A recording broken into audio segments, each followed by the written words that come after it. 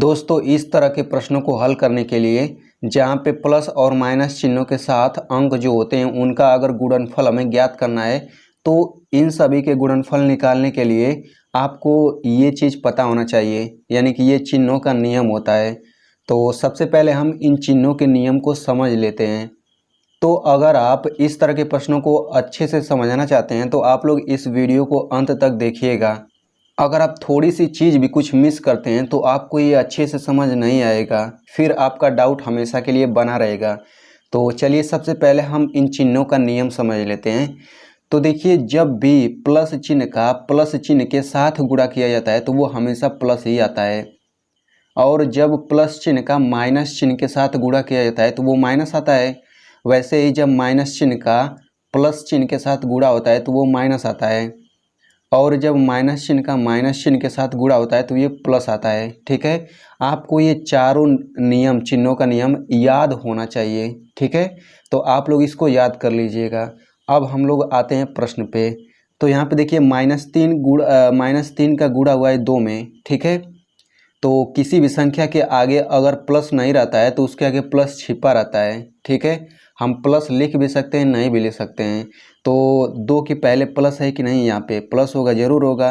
तो सबसे पहले हम इन चिन्हों का गुणा कर लेते हैं। तो माइनस का गुणा प्लस में करेंगे कितना आएगा, देखिए माइनस चिन्ह का गुणा प्लस में करेंगे तो माइनस आएगा। तो सबसे पहले चिन्हों का गुणा करके हम यहाँ पे माइनस लिख लेते हैं। अब अंकों का गुणा हम आसानी से कर सकते हैं, 3 दूना 6। ठीक है, यानी कि -3 का 2 में गुणा करेंगे तो वो -6 आएगा।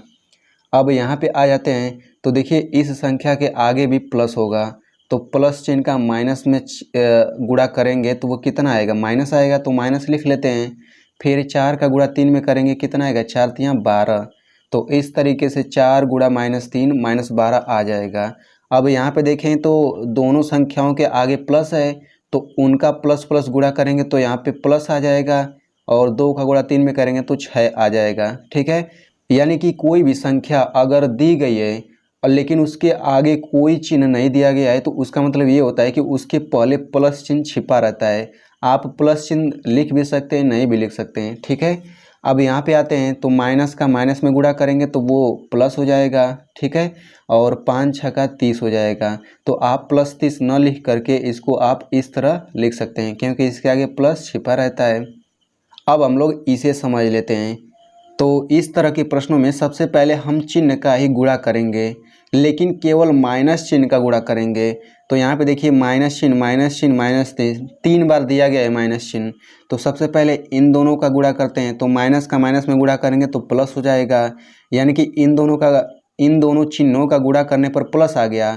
तो अब इस प्लस का इस माइनस के साथ गुणा करेंगे कितना आएगा, माइनस आएगा, यानी कि चिन्हों का गुणा करने पर कितना आ गया, वो माइनस आ गया।